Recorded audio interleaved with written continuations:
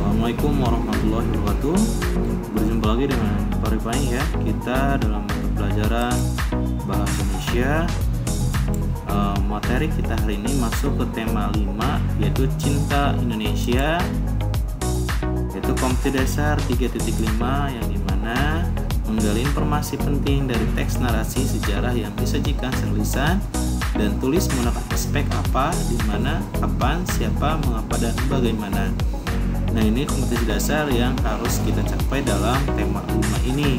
Tapi sebelumnya, dalam tema 5 ini tidak akan dibahas semua, tetapi akan dibahas bersebab yang bernama, yaitu hanya subjudul atau subbab yang ini yang paling kecil, yaitu kita mengambil informasi teks narasi sejarah. Ya, materi kita dalam pembahasan hari ini yaitu hanya bagian A saja, menggali informasi teks narasi sejarah. Lanjut ya. Tujuan pembelajaran kita hari ini, siswa dapat menggali informasi dari teks narasi sejarah. Jadi, harapkan kalian dapat menggali informasi dari teks narasi sejarah ya, dengan menggunakan aspek apa, di mana, kapan, dan bagaimana, dan lainnya, seperti katanya yang tadi dalam kompetensi dasar.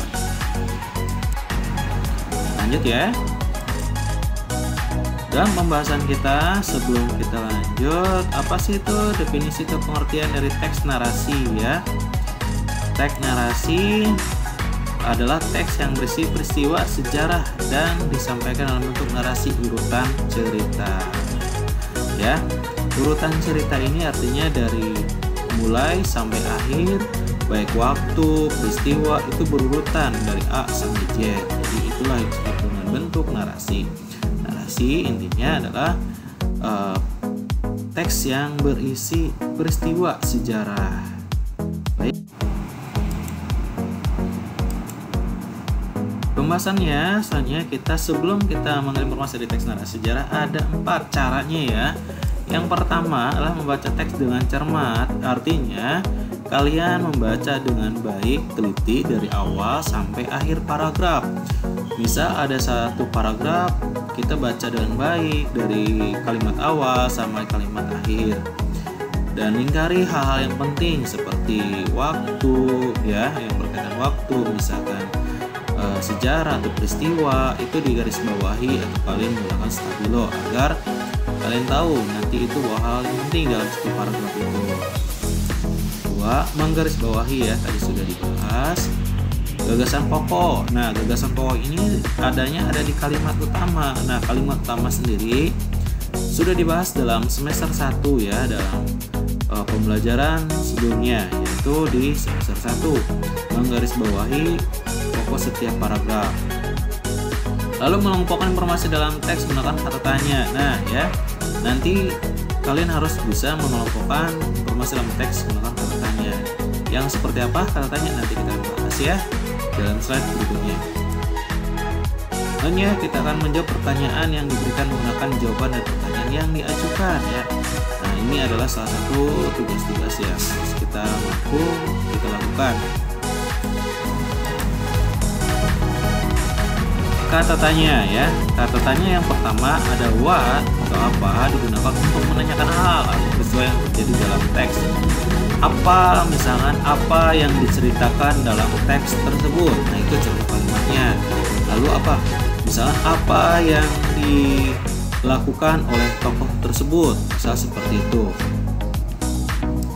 Yuk, where atau di mana. Nah, di mana ini digunakan untuk menanyakan tempat, lokasi peristiwa. Misalkan di mana terjadinya peristiwa misalkan G30 SPRI misal, atau di mana terjadinya dibacakannya proklamasi. Nah, itu menanyakan tempat. Misalkan tempat itu ya nama lokasi, misal daerah, nama provinsi, nama jalan ya. Pokoknya itu yang berkaitan di mana. Nah, makanya setiap kali nanti baca paragraf, garis bawahi yang namanya lokasi atau kota ya, itu yang pasti akan ditanyakan yang berkaitan dengan di mana. Kapan? Nah, kapan ini digunakan untuk menanyakan sesuatu peristiwa dalam teks, menanyakan terjadinya sesuatu peristiwa dalam teks. Kapan ini biasanya menanyakan waktu ya, misalkan hari, tanggal, menit. Misalkan kapan terjadinya proklamasi, kapan terjadinya misalkan hari kemerdekaan, atau kapan misalkan tanggal misalnya. Nah, ini menanyakan waktu ya. Kalau misalkan berkaitan dengan kata kapan, pasti kalian harus berpikir itu pasti menanyakan waktu. Ingat, waktu itu ada berkaitan banyak, ada pagi, siang, sore, misalnya hari, tanggal, bulan, tahun, dan seterusnya yang berkaitan dengan waktu. Siapa digunakan untuk menanyakan orang atau hal yang terlibat dalam teks. Misalkan, siapa tokoh utama, siapa yang menjadi korban. Itu pasti menanyakan nama atau tokoh yang ada di dalam teks narasi itu. Ingat sekali lagi, dalam ada cara kita menanggapi suatu teks narasi tadi, yaitu dengan cermat ya. Makanya dengan cermat itu maksudnya kita garis bawahi hal yang penting ya. Karena ini takutnya nanti ada pertanyaan setiap teks. Biasanya bahasa Indonesia itu ada teks dulu, lalu kita akan membaca pertanyaannya. Harusnya dibalik dulu ya. Tips dari Bapak adalah baca dulu pertanyaannya dengan baik, apa yang ditanyakan, pahami dengan baik, cermati dan teliti apa yang ditanyakan, lalu kita baca teksnya gitu ya. Jangan baca teksnya dulu lalu kita baca pertanyaan, lalu seperti itu kita akan balik lagi ke atas ya. Makanya kita harus baca dulu pertanyaannya dengan teliti gitu ya. Lalu, mengapa digunakan untuk menanyakan penyebab terjadinya suatu kejadian dalam teks. Misal, mengapa terjadi proklamasi? Pasti dalam teks dijelaskan ya. Mengapa terjadinya proklamasi? Mengapa harus merdeka? Mengapa harus dibacakannya proklamasi? Gitu ya. Itu pasti menanyakan penyebabnya apa atau alasan ya. Biasanya mengapa itu menanyakan alasan.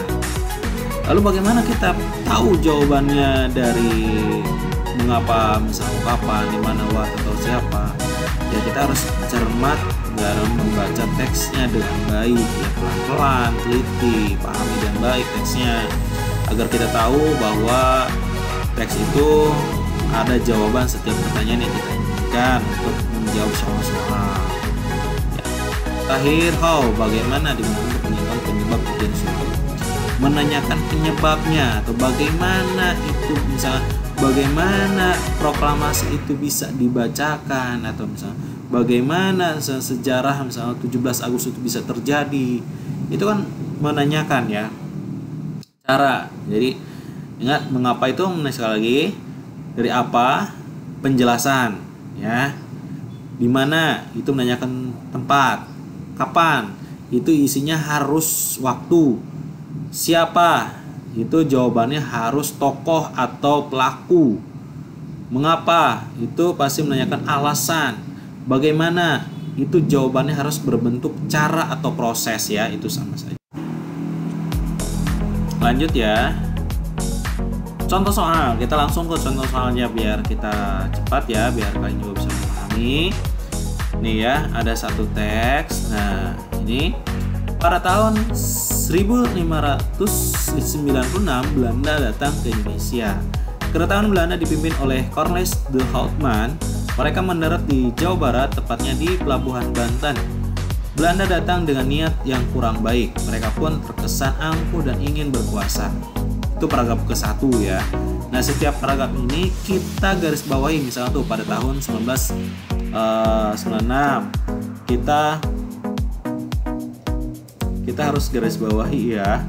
Misal nih, ini kita harus garis bawahi. Misalnya ini adalah berkaitan dengan nanti takut ada pertanyaan yang berkaitan dengan kapan misalnya ya. Itu pasti kita ini nih ya, pada tahun 1996. Misalnya siapa yang datang ke Indonesia? Nah, ini misalkan Belanda nih ya. Nah, ini. Lalu menanyakan lagi, siapa yang memimpin Belanda? Nih, ini penting juga nih. Ya. Nah, ini ya. Lalu di mana mendaratnya misalkan? Nah, di Jawa Barat. Tepatnya ada di mana? Ada di Pelabuhan Banten. Ya, kita dulu itu masih Jawa Barat ya. Sekarang udah terpisah ya. Nah, ini adalah salah satu informasi yang sangat penting yang terdapat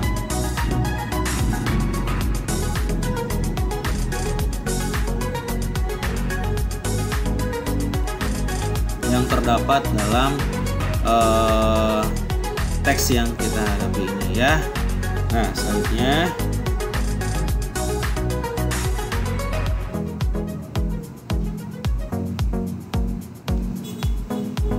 adalah kita akan menjawab pertanyaan ini. Ada 1 sampai 6. Ini contoh pertanyaan yang berkaitan yang menggunakan tadi kata tanya. Sal, apa yang terjadi tahun 1996? Apa ya? Itu adalah kata untuk penjelasan. Belanda datang ke Indonesia, dia. Pertanyaan kedua adalah di mana? Nah, ini adalah tempat di mana benar tuh kan? Ini adalah di mana? Di mana Belanda pada saat datang ke Indonesia? Pasti jawabannya adalah menanyakan tempat. Lalu nomor 3, kapan? Nah, kapan pasti berkaitan dengan waktu ya. Kapan Belanda datang ke Indonesia tuh? Itu sangat penting. Ini yang sudah Bapak lingkari ya. Ini tuh adalah hal-hal yang penting dalam suatu teks. Makanya kalian nanti kalau menjawab soal itu harus teliti dengan baik.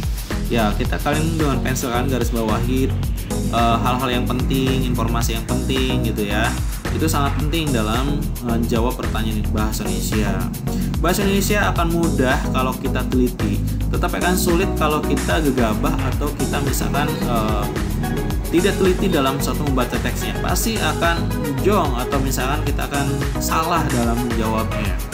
Maka dari itu tips dari Bapak adalah dalam menjawab soal, 1, dengerin ya tipsnya nih.